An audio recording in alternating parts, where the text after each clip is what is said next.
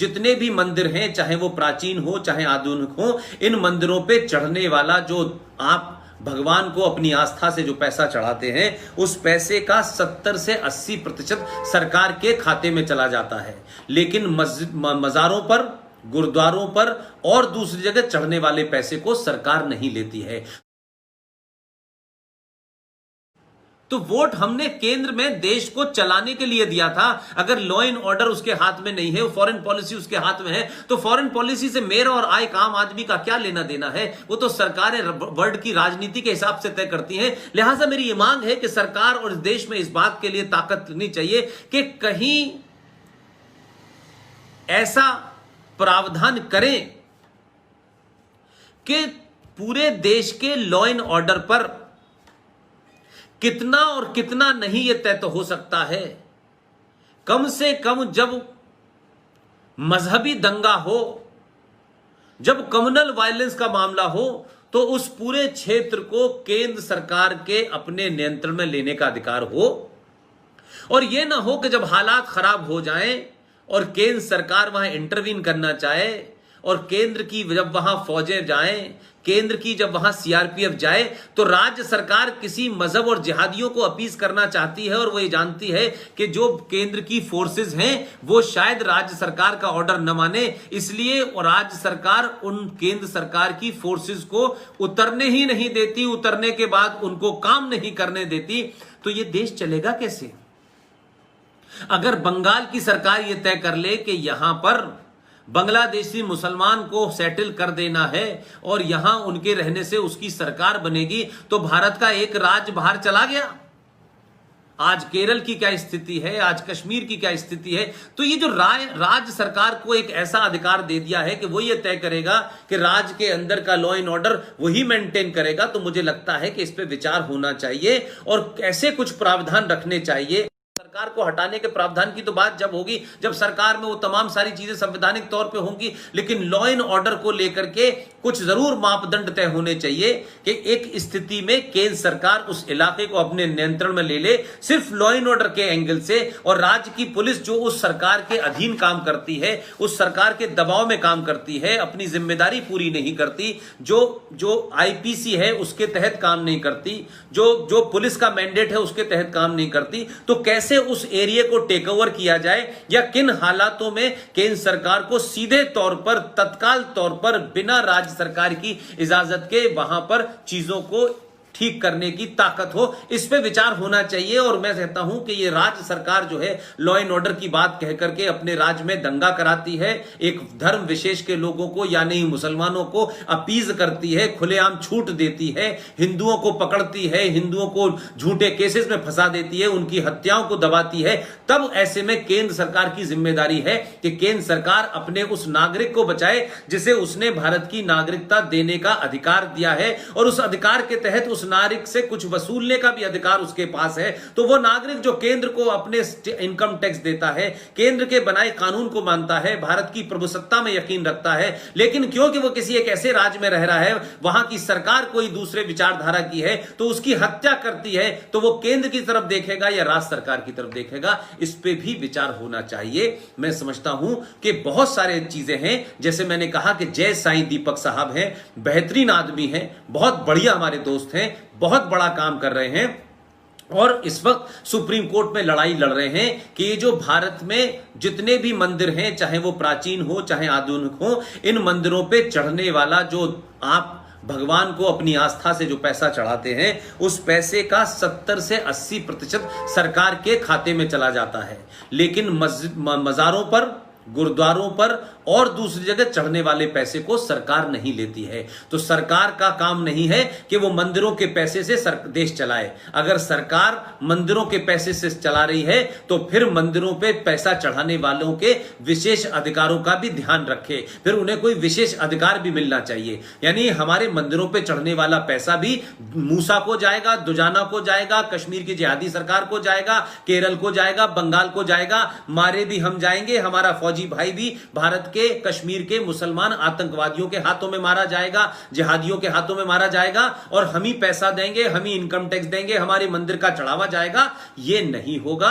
Supreme court में जय साईं दीपक इसका केस लड़ रहे हैं। मुझे पूरी उम्मीद है कि वो इसमें उनको सफलता मिलने वाली है। इस कोविड की वजह से सुनवाई डिले हो गई है।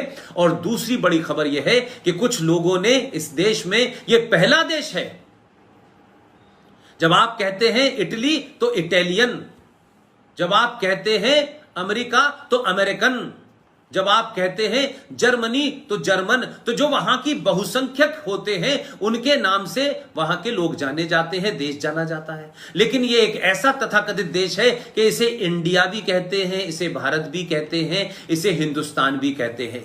कुछ लोगों ने अच्छा काम किया है, मैं उन्हें नहीं जानता। यह जरूरी नहीं है कि हम किसी राष्ट्रवादी को जब तक न जाने, उस सनातनी को जब तक निजी तौर पर न जाने, तो उसके बारे में बोलने से हमें कोई रोक सकता है।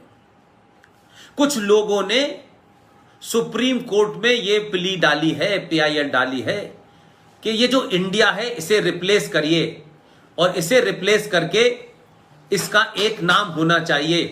ये 4-4, 3-3 नाम नहीं होने चाहिए। लिहाजा इंडिया को हटाओ, भारत एक नाम रखो। इसके ऊपर कल 2 जून को सुप्रीम कोर्ट में सुनवाई होने वाली है। यह सुनवाई 4-5 दिन पहले होने वाली थी, लेकिन उस वक्त चीफ जस्टिस साहब किसी कारण से कोर्ट अटेंड नहीं कर पाए। 2 तारीख को होगी। मैं आप सब युवाओं से कहता हूं कि इन खबरों को पढ़ें, इन खबरों पे निगाह रखें, इन खबरों पे क्या हो रहा है इस बात का ध्यान रखें कि देश की पहचान भी एक होनी चाहिए, देश का संविधान भी एक होना चाहिए, देश के कानून भी एक होने चाहिए। जब ये सेकुलर है, जब ये धर्मनिरपेक्ष है, तो ये माइनॉरिटी कमीशन क्यों है, माइनॉरिटी मिनिस्ट्री क्यों है, ये मदरसे अलग से क्यों चल रहे हैं? एक शिक्षा नीति होनी चाहिए, एक संविधान होना चाहिए, एक पहचान होनी चाहिए, एक ही वोटर कार्ड होना चाहिए, एक ही आधार कार्ड होना चाहिए। तो फिर भारत का नाम एक ही क्यों नहीं होना चाहिए? इसलिए भारत का नाम, भारत की पहचान आज 1947 से नहीं है। भारत के संविधान के आर्टिकल 1 में लिखा हुआ है, इंडिया दैट इज भारत। यह भारत 1947 को नहीं पैदा हुआ है। यह भारत हजारों लाखों साल पुरानी संस्कृति का नाम है। भारत एक जीता जागता पुरुष और महापुरुष है। यह किसी भूभाग का टुकड़े का नाम नहीं है। यह जीवित संस्कृति और संस्कारों और आदर्श और मूल्यों का नाम ही भारत है। हम जब भारत कहते हैं तो उसमें छत्रपति शिवाजी भी मौजूद हैं, उसमें वीर सावरकर भी मौजूद हैं, उसमें सुभाष चंद्र बोस भी मौजूद हैं, उसमें हजारों लाखों वो लोग, अनगिनत लोग मौजूद हैं जिन्होंने भारत को भारत बनाने से, बाहर के आक्रांताओं से लड़ाई लड़ी थी। ये भारत गांधी जी और नेहरू जी जैसे लोगों की देन नहीं है। इन्होंने तो देश को गिरवी रख करके, भीख मांग करके ट्रांसफर में प्राइम मिनिस्टरशिप ली है। इन्होंने तो 1943 में जिस आदमी ने अंग्रेजी हुकूमत की चूल्हे हिला दी थी, उस आदमी का सौदा किया जिसने यूनाइटेड भारत को आजाद घोषित किया, प्रधानमंत्री का भी पद की घोषणा कर दी, बैंक भी जारी कर दिया, करेंसी भी जारी हो गई, फौज भी थी। दलालों ने उस आदमी को 47 आते आते समाप्त कर दिया और ट्रांसफर ऑफ पावर में मिली भीख से अंग्रेजों की चापलूसी की और आजाद भारत का गवर्नर जनरल माउंटबेटन भी बना रहा। यह अलग बात है कि माउंटबेटन से उनके क्या रिश्ते थे, यह जग जाहिर है। इस इतिहास को कूड़ेदान में डालिए। इस इतिहास को लिखने वाले लोग भी अब कूड़ेदान में चले गए हैं। उनके वंशज आज भी उसी मानसिकता से भारत के अंदर राज करना चाहते हैं। ये वही भारत के पहले प्रधानमंत्री हैं कि जिस कमेटी के वो चेयरमैन थे, जो कमेटी ये तय करती थी कि भारत रत्न किसको दिया जाए, उन्होंने खुद ही चेयरमैन होते हुए अपने आप को भारत रत्न दे लिया और खुद ही अपना प्रोफाइल लिख के राष्ट्रपति को भेज दिया कि मुझे इन कारणों से मिलना चाहिए। आज वो लोग सत्ता जाने से बौखलाए हुए हैं। आप लोग युवा हैं, आप किसको वोट दें इसमें मेरा कोई इंटरेस्ट नहीं है।